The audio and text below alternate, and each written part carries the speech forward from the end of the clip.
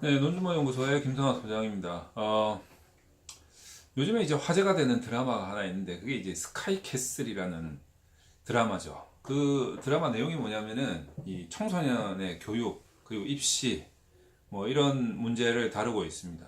근데 참 공교롭게도 그 드라마 첫 회를 찍을 때 바로 제가 사는 그 집 아파트 바로 앞에서 찍었습니다. 그래가지고 그 장면이 스카이캐슬 2회에 그 이제 염정아 씨하고 그다음에 그 따르는 동생 같은 그 두 여자가 두 엄마가 커피숍에서 이제 커피잔 들고 나오면서 이제 차로 타면서 차 안에서 대화가 이어지는 이제 그 장면이었더라고요.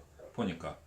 근데 이제 그때 저희 집 개하고 이제 산책을 하고 있었는데 사람이 가는 길을 막아 놓은 거예요. 그래가지고 이뭐 드라마 촬영하는가 보다 그냥 그리고 있는데 제가 가니까 이제 마침 이렇게 스탭들이 지나가세요 막 이러는 거예요. 그래가지고 이제 그 씬이 끝났나 봐요. 그래서 이제 지나가다가 저희 개가 그 바로 그 장소에서 똥을 쌌습니다.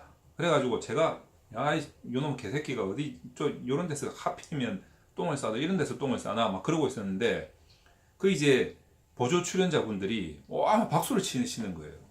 그러면서 와 이 첫 회 촬영인데 이 개가 똥을 싸서 대박 나겠다. 그래서 얼떨결에 뭐 기분이 좋아가지고 제가 그럼 이 드라마 이름이 뭡니까 물어보니까 대답을 안 해주는 거예요. 근데 그게 바로 스카이 캐슬이었고 그 장면이 2회 때 나왔습니다. 뭐 다 저희 동네에서 촬영을 하더라고요. 보니까 그 집 배경만 용인해서 촬영을 하고 어쨌든 이제 뭐 지금도 재밌게 보고 있는데 그걸 보면서 이제 많이 느낍니다. 청소년들 저도 이제 자식들이 청소년이기 때문에 저도 입시에 관심이 많거든요. 근데 그런 식은 아닙니다. 저는 이제 미래의 직업의 군이 달라질 거고 또 데이터를 분석을 하다 보니까 자꾸 이제 미래에 대한 예측 그리고 앞으로 이 직업군의 변화, 생활의 변화, 뭐 또는 입시의 변화 이런 것들을 많이 생각을 하게 됩니다. 그래서 이제 저희 자식들 같은 경우에는 지금 완전히 반대 방향으로 지금 저는 교육에 대한 방향을 잡고 있습니다. 뭐 오시는 분들은 제가 말씀드리니까 뭐 깜짝깜짝 놀랍니다. 어떻게 그렇게 하실 수 있냐 뭐 이야기를 하는데 저는 하여튼 정반대 방향으로 갈 겁니다. 왜냐하면 사회가 얘네들이 커서 직장을 잡을 때 정도 되면 아마 사회가 거의 바뀌어 있을 거라고 저는 생각이 듭니다. 그래서 저는 과감한 도전이 좀 필요하다. 그래야만 아이들이 이 취직을 할 때쯤 되면 어떤 직업을 갖게 될 때쯤 되면 미리 그때 적응이 돼 있어야 준비가 돼 있어야 자기의 보람된 직업을 평생 직업을 갖게 될 수 있을 테니까 그런 부분에 있어서 부모의 역할이라는 것이 채찍을 들고 공부해라 공부해라 이게 아니고 뭔가 정확한 방향 설정을 해주는 것이 필요하겠다라고 싶어서 그 부분에 대해서 저는 지금 교육의 방향을 잡고 자식 교육을 그렇게 시키고 있는 거죠. 저는 그렇게 하고 있는데 아직까지도 스카이 캐슬에서 나오는 것처럼 뭐 지금 대학 입시까지 뭐 학종 위주로 가다 보니 학종에 필요한 것 중에 하나가 이제 소논문인데 이 소논문에 대한 부분에 대해서 자문 또는 뭐 이 부분에 대한 뭐 의뢰도 들어오고 뭐 교육을 시켜달라 상담을 하자 이런 식으로 많이 들어옵니다. 제가 이제 지금까지 여러 군데의 이제 언론 매체들하고 좀 인터뷰를 했는데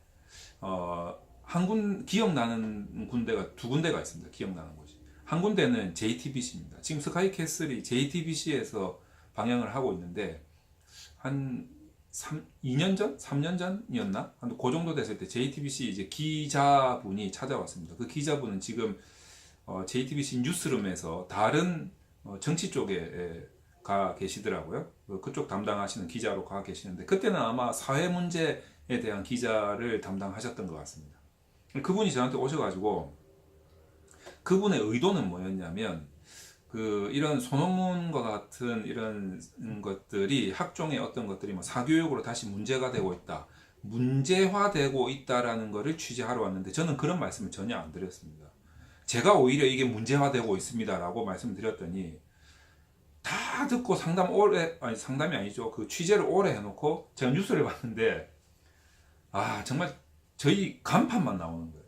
그래놓고 내용은 문제다라는 거죠. 마치 저희 연구소가 문제인 것처럼. 그래서 이 정말 악마의 편집을 하는구나 라는 생각이 들었습니다. 그 1년 뒤에 중앙일보에서 찾아왔습니다. 그래서 중앙일보에서 만드는 그 무슨 어떤 잡지 이름인데 그 잡지에 이제 실었는데 제가 그 말씀을 드렸어요. 그 기자분한테.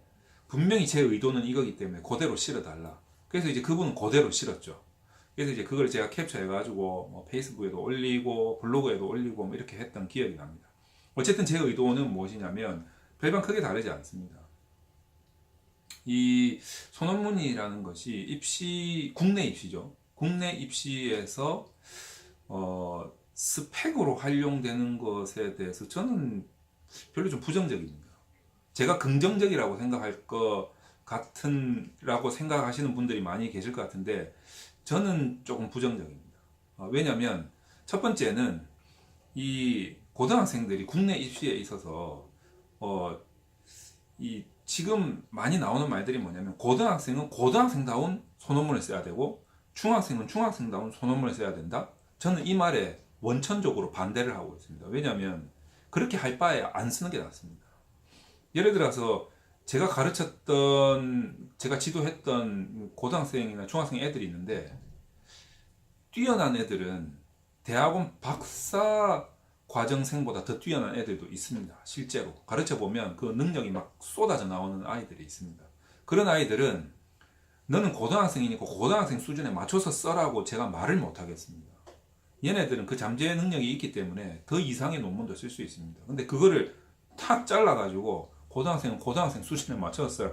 저는 도저히 그렇게 지도를 할 재주도 없고 그렇게 하는 것이 논문을 탐구하는 연구하는 능력을 기르는데 이렇게 아주 효과적인 방법도 아니라고 생각되기 때문에 이렇게 탁탁 잘라가지고 능력대로 논문을 쓰라라는 것은 저는 반대합니다. 다른 말로 석사생이 박사과정생보다 더 뛰어난 논문을 쓸 수도 있는 겁니다. 그거를 너는 석사니까 석사 논문 수준에 맞춰서 써라. 너는 박사니까 박사 논문 수준, 어디 감히 교수 수준으로 써? 이런 말을 할 수 없는 거 아닙니까? 그러니까 그거는 청소년들한테도 똑같이 적용될 수 있다. 그런 생각이 듭니다. 그게 첫 번째고, 두 번째는 뭐냐면 실제로 자기가 쓸 수 있는 논문을 고등학생이 써서 제출을 했는데 그거를 심사할 수 있는 사람이 없어요. 실제로 고등학교, 중학교에. 그러니까 심사할 수 있는 사람이 없으니까 본인들이 거기에 수준에 맞춰서 써오라는 거 아닙니까? 내 수준에 맞춰서 써오라는 거 아닙니까? 심사하는 사람 수준에 맞춰서. 이거는 현실적으로 대학원에서 지도하는 교수님들의 그 논문 지도하고도 똑같은 패턴이 지금 청소년들한테도 일어나고 있는 겁니다. 다시 말해서 지도하는 교수가 능력이 안 돼서 자꾸 학생을 뺑뺑이 돌리다가 결국에는 자기가 원하는 대로 써오라는 거죠. 수준을 높여서 가도 낮춰서 결국엔 자기가 알아볼 수 있는 형태로 써라 이겁니다. 그게 이 학생의 그 연구력을 높이는 거하고 무슨 상관이 있겠습니까? 그러니까 청소년들의 논문들이 결국 이상하게 악용되는 쪽으로 흘러갈 수밖에 없어요. 결국에는 예를 들어서 학종으로 우리 학교에서 서울대를 보내야 되는데 딱 보니까 갈 수 있는 애들이 2명밖에 없어. 전교 1등, 2등. 얘네들 학종으로 간대. 그럼 얘네들한테 뭔가 스펙을 만들어줘야겠어. 선생님들 다 모이세요 해가지고 우리 빨리 소논문대 하나 만드세요 해가지고 지금 딱 얘를 1등 주고 얘를 2등 주려고 딱 정해놓은 거 아닙니까? 솔직히 까놓고 그렇게 학교에서 하지 않을 건데 소논문대회를 개최해가지고 아이들한테 연구력을 기른다? 저는 개 웃긴 소리 하지 말라고 말씀드리고 싶습니다. 심사할 수준도 안 되면서 심사할 수준이 안 되니까 아이들한테 여기까지만 써와라 이렇게 해서 확 잘라버리는 그런 소논문 대회는 아예 안 하는 게 낫다라는 생각이 듭니다. 반면에 이제 또 뭐 제시되는 부분들이 그렇게 되면 결국에는 돈 있는 집안에서만 쓸까? 저도 충분히 거기에다가 찬성하는 입장이고요. 그리고 또 한 가지 문제가 뭐냐면 이제 그럼에도 불구하고 청소년들이 소논문을 써야 하는 이유, 이게 이제 가장 중요한 거죠. 저는 이거는 성적이나 대학 입시하고는 무관해야 된다라는 생각이 듭니다. 대학 입시를 위한 게 아니고 진짜 아이들이 공부라는 게 뭔지, 연구라는 게 뭔지를 진짜 느낄 수 있도록 하는 차원에서 논문을 써야 된다는 거죠.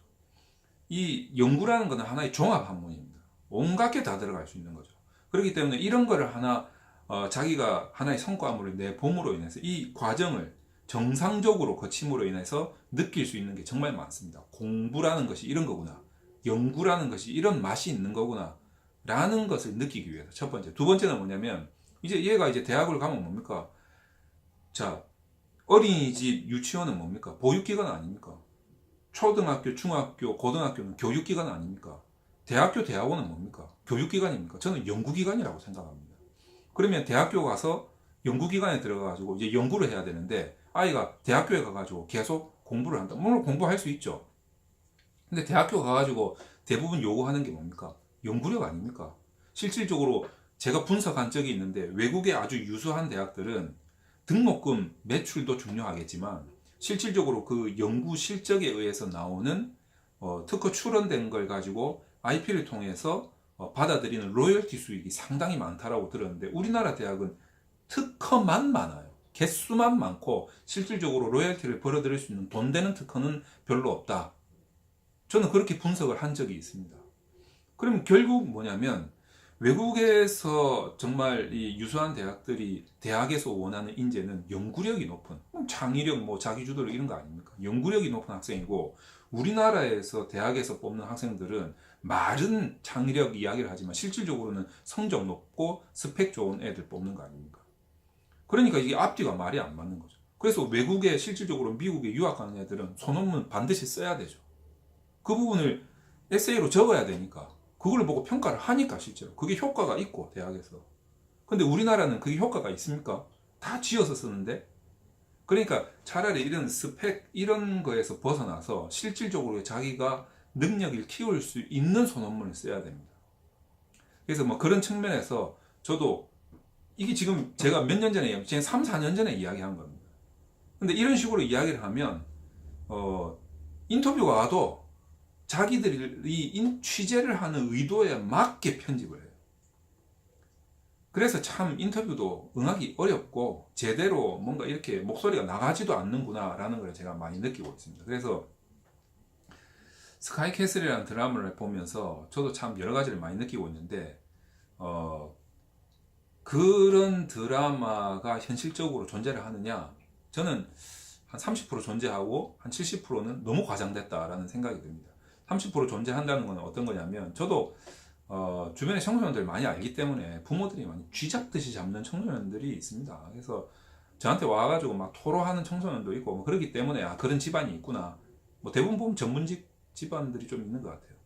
자, 그 반면에 이제 너무 과장된 측면, 뭐 대부분의 가정에서는 그렇게 쥐잡듯이 잡고 그러지는 않죠. 뭐 그렇기 때문에 또 세상이 많이 변해가고 있기 때문에 물론 이제 그 드라마의 취지는 이런 거에 대해서 경종을 좀 울리자는 차원에서 제작하고 있는 것으로 저는 이해하고 있습니다만 어쨌든 뭐 재밌는 것 같아요. 재밌어서 보게 되고 저도 그 부분에 대해서 많은 공감을 얻고 있고 저는 어떤 방향으로 앞으로 아이들을 끌고 가야겠다라는 생각도 하게 되고 특히 이제 소논문 같은 경우에는 제가 반드시 이러한 목적을 달성할 수 있도록 소논문에 대한 청소년도 석박사 과정 또는 교수님들과 모든 연구원들과 동일한 범위 안에서 뭐 청소년이라고 청소년용 소논문 뭐 쓰는 방법과 그게 따로 있고 뭐 석박사는 따로 있고 뭐 교수급은 따로 있고 이런 거 없습니다. 저는 일률적으로 다 똑같이 취급을 하고 있고 뭐 그렇게 해왔기 때문에 청소년들도 그런 관점에서 소논문을 진행을 해야 된다. 성적이나 뭐 스펙이나 입시하고는 상관없이 그렇지만 이 소논문을 정말 자기 손으로 진정한 석박사와 같은 느낌으로 쓴다면 이 아이는 딴 거는 몰라도 틀림없이 공부의 맛을 알게 될 거다.